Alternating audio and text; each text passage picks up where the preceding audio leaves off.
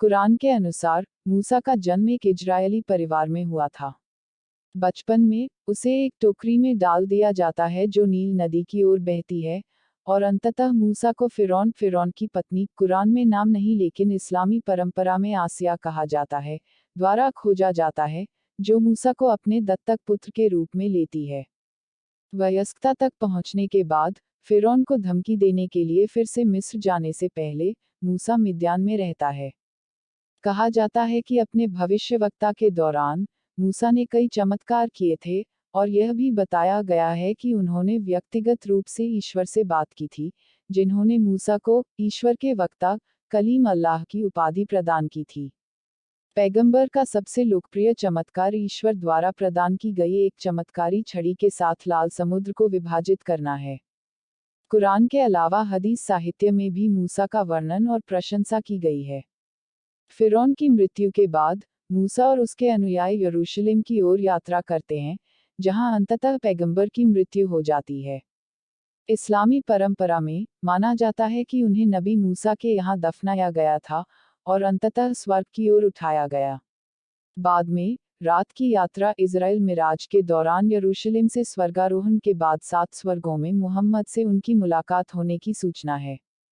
4 यात्रा के दौरान मुसलमानों ने कहा कि मूसा ने बार बार मुहम्मद को वापस भेजा और आवश्यक दैनिक प्रार्थनाओं की संख्या में कमी करने का अनुरोध किया, जो मूल रूप से 50 मानी जाती थी, जब तक कि केवल 5 अनिवार्य प्रार्थनाएं नहीं रह गईं। 5-6 मूसा को इस्लाम में एक बहुत ही महत्वपूर्ण व्यक्ति के रूप में देखा जाता है। इस्लामी धर्मशास्त्र के अनुसार सभी मुसलमानों को ईश्वर के हर पैगंबर और दूत पर विश्वास रखना चाहिए, जिसमें मूसा और उनके भाई हारून भी शामिल हैं। मूसा के जीवन को आमतौर पर मुहम्मद के जीवन के आध्यात्मिक समानांतर के रूप में देखा जाता है, और मुसलमान दोनों व्यक्तियों के जीवन के कई पहलुओं को साझा मानते हैं।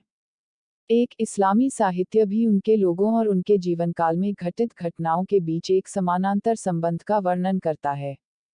प्राचीन मिस्र से इस्राएलियों के पलायन को प्रकृति में मुहम्मद और उनके अनुयायियों के मक्का से मदीना के प्रवास के समान माना जाता है, क्योंकि दोनों घटनाएं उत्पीड़न के सामने सामने आईं, प्राचीन मिस्रियों द्वारा इस्राएलियों का और प्रारंभिक मुसलमानों का क्रमशः मक्कावासियों द्वारा। 7 उनके रहस्योद्घाटन, जैसे कि 10 आज्ञाएं, जो टोरा की सामग्री का हिस्सा हैं और यहूदी धर्म और ईसाई धर्म के इब्राहिम धर्मों के केंद्र में हैं।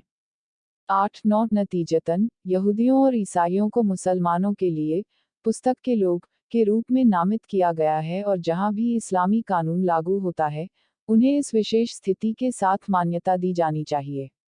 मूसा को इस्लामी साहित्य में और भी अधिक सम्मान दिया जाता है, जो उनके जीवन की घटनाओं और कुरान और हदीस में उनके लिए बताए गए चमत्कारों, जैसे कि ईश्वर के साथ उनकी सीधी बातचीत, पर विस्तार करता है।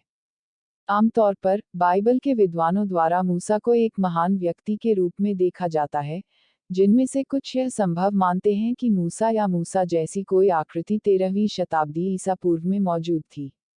इस्लामी परंपरा के अनुसार मूसा का जन्म मिस्र में रहने वाले इजरायलियों के एक परिवार में हुआ था। उनके परिवार में इस्लामी परंपरा आमतौर पर उनके पिता का नाम इमरान रखती है, जो हिब्रू बाइबल के अमराम के अनुरूप है। पारंपरिक वंशावली में उनके पूर्वज के रूप में लेवी का नाम है।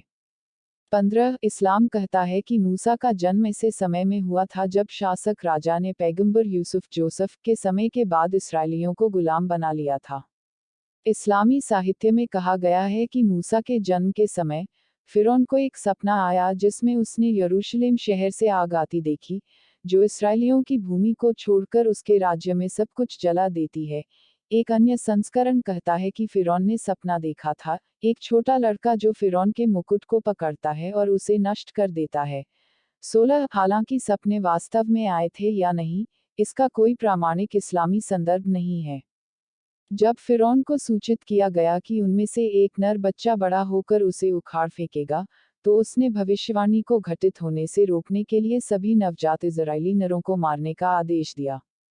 17 फिरौन के दरबार में अर्थशास्त्र के विशेषज्ञों ने उसे सलाह दी कि इस्राएलियों के नर शिशुओं को मारने से जनशक्ति का नुकसान होगा।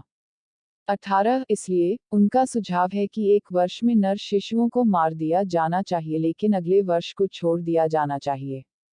18 मूसा के भाई हारून का जन्म उस वर्ष हुआ था जब शिशुओं को मार दिया गया था, जबकि मूसा का जन्म उस वर्ष हुआ था जब शिशुओं को मार दिया जाना था। इस्लामी परंपरा के अनुसार मूसा की मां जोचेबेद इस अवधि के दौरान उसे गुप्त रूप से दूध पिलाती थी। जब वे पकड़े जाने के खतरे में होते हैं, तो अल्लाह पाक उसे एक विकर टोकरी में रखने और नील नदी पर बहा देने के लिए प्रेरित करते हैं। 20 वह अपनी बेटी को जहाज के मार्ग का अनुसरण करने और उसे वापस रिपोर्ट करने का निर्देश देती है। जैसे ही उसकी बेटी नदी के किनारे संदूक का पीछा करती है, मूसा को फिरौन की पत्नी आसिया द्वारा खोजा जाता है, जो फिरौन को उसे अपनाने के लिए मना लेती है। 21 जब आसिया ने मूसा के लिए गीली नरसें मंगवाईं, तो मूसा ने स्तनपान कराने से इनकार कर दिया। इस्लामी परंपरा में कहा गया है कि ऐसा इसलिए है क्योंकि ईश्वर ने मूसा को उसकी मां से मिलाने के लिए किसी भी नस द्वारा खाना खिलाने से मना किया है। 23 उसकी बहन को चिंता है कि मूसा को कुछ समय से खाना नहीं खिलाया गया है, इसलिए वह फिरौन के पास आती है और उसे बताती है कि वह किसी ऐसे व्यक्ति को जानती है जो उसे खाना खिला सकता है। 24 पूछताछ के बाद उसे उस महिला को लाने का आदेश दिया गया जिसकी चर्चा की जा रही है। 24 बहन अपनी मां को लाती है, जो मूसा को खाना खिलाती है, और उसके बाद उसे मूसा की दाई के रूप में नियुक्त किया जाता है। इजराइलियत हदीस के मुताबिक बचपन में जब मूसा फिरौन की गोद में खेल रहे होते हैं तो वह फिरौन की दाढ़ी पकड़ लेते हैं और उसके चेहरे पर तमाचा मार देते हैं। यह कार्रवाई फिरौन को मूसा को इजरायली मानने के लिए प्रेरित करती है जो उसे उखाड़ फेंकेगा, और फिरौन मूसा को मारना चाहता है।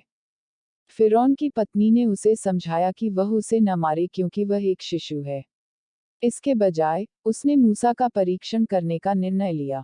26 युवा मूसा के सामने 2 प्लेटें रखी गई हैं, एक में माणिक और दूसरे में चमकते कोयले हैं।